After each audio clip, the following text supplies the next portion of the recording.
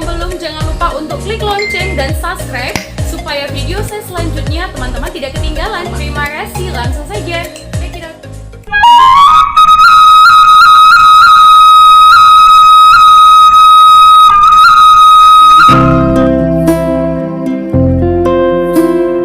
Mengenal suku Mandailing Natal. Suku Mandailing adalah salah satu suku yang ada di Asia Tenggara. Suku ini lebih banyak ditemui di bagian utara Pulau Sumatera, Indonesia.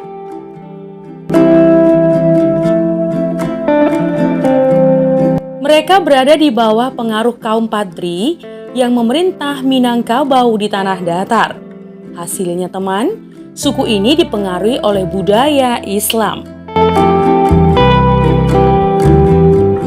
Ya, suku ini juga tersebar di Malaysia, tepatnya di Selangor dan Perak. Suku ini juga memiliki keterkaitan dengan suku Angkola bersamaan dengan suku Batak lainnya. Penjajahan Belanda di Sumatera menyebabkan Mandailing digolongkan menjadi bagian dari suku Batak, meski sebenarnya berbeda secara bahasa dan budaya yang dipakai dengan suku Batak.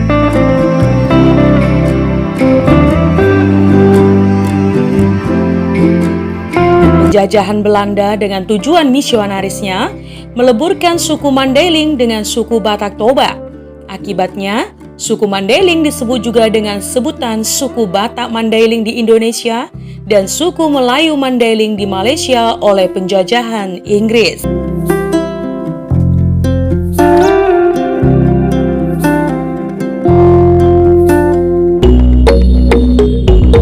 Fakta unik dan menarik untuk diketahui dari suku Mandailing.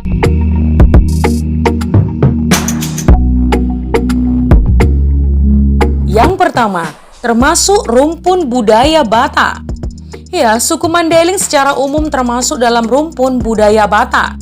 Dahulunya di Sumatera Utara hanya ada suku Batak saja yang berdiam. Tapi kemudian sebelum abad ke-18, masuklah kaum Padri dari Minangkabau ke Sumut, tepatnya ke daerah Natal dan Padang Lawas. Nah teman, sejak itu, budaya Minang dan agama Islam yang dibawa oleh kaum tersebut berbaur dengan budaya Batak setempat.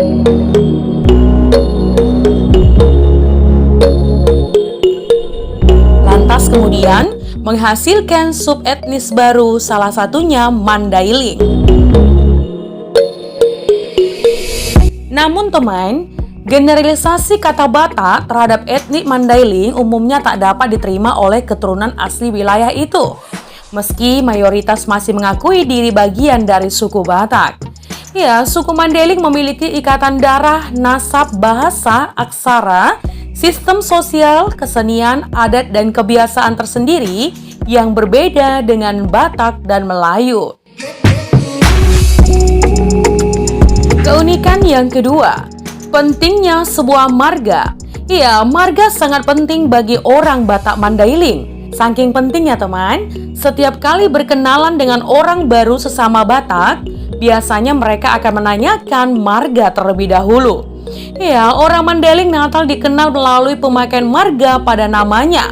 Misalnya, Lubis, Nasution, Pulungan, Batubara, Rangkuti, Daulay, dan Matondang.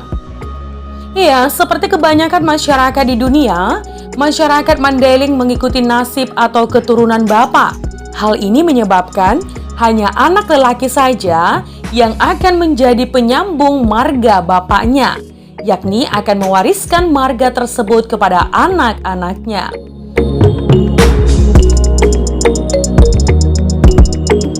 Orang Mandailing adalah berbeda dengan orang Batak yang tinggal di Mandailing atau disebut Batak Mandailing yang terdiri daripada marga seperti Hasibuan, Harahap, dan Siregar.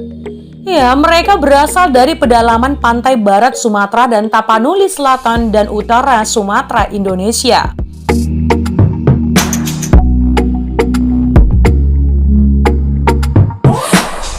Bagi orang Batak, haram hukumnya untuk menikah dengan satu marga atau silsilah. Karena itu teman, di Batak ada tradisi Martarombo, yakni semacam obrolan yang tujuannya untuk menelusuri asal-muasal marga.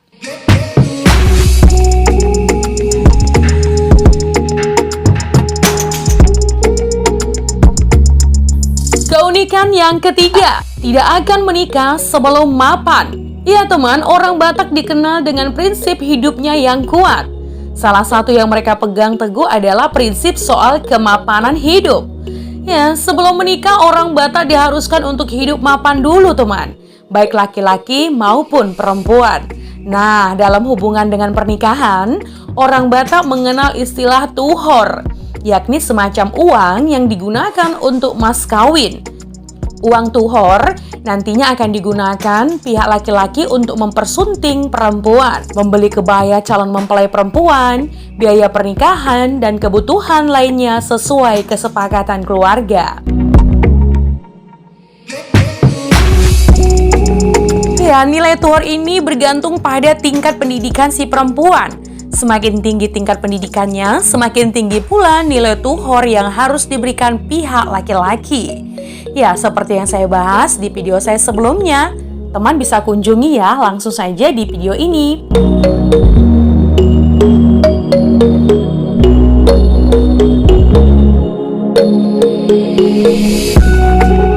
Keunikan yang keempat,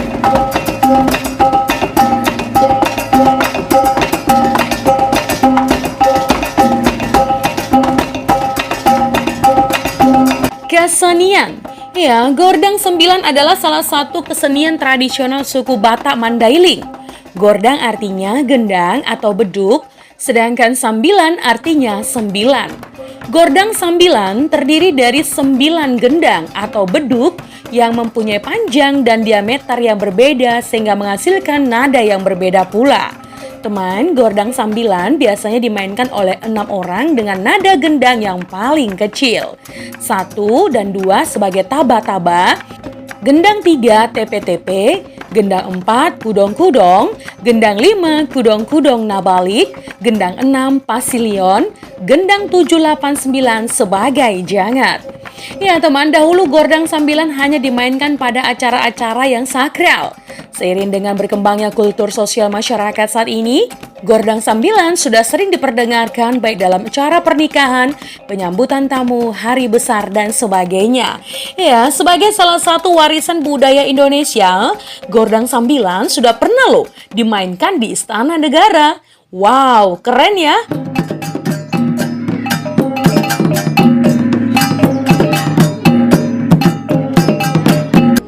Keunikan yang kelima, Lubuk Larangan. Ya, di sepanjang Sungai Batang Gadis ada sebuah bagian yang disebut Lubuk Larangan yang panjangnya kira-kira 1 kilometer.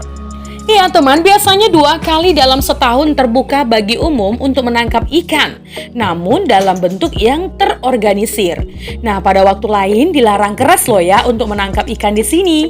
Ya, seseorang yang ingin ikut ambil bagian dalam menangkap ikan harus mendaftarkan dirinya kepada sekretariat dan harus membayar uang pendaftaran. Nah teman, uang tersebut dipergunakan untuk kepentingan umum dan komunitas masyarakat tersebut.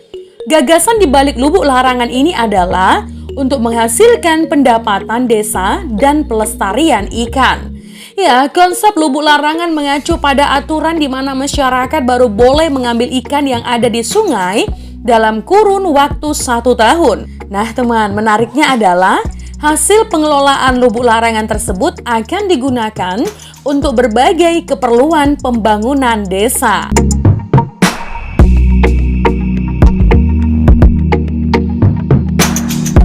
Lubuk Larangan adalah sebuah kearifan lokal masyarakat yang berkaitan dengan lingkungan. Ya, Lubuk Larangan merupakan sebuah wilayah yang berada di sungai yang disepakati oleh masyarakat bersama lembaga adat, di mana di tempat yang telah disepakati tersebut dilarang untuk mengambil ikan yang ada di dalamnya.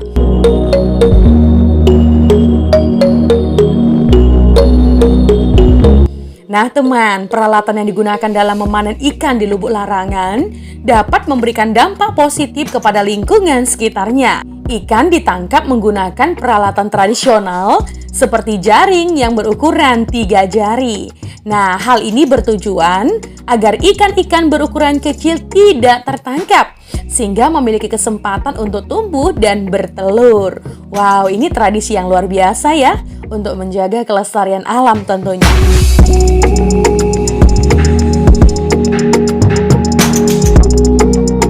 Iya, nah teman, itu tadi adalah 5 fakta unik dan menarik dari suku Mandailing. Menjadi bijak, menjadi cermat, itu penting. Terima kasih teman.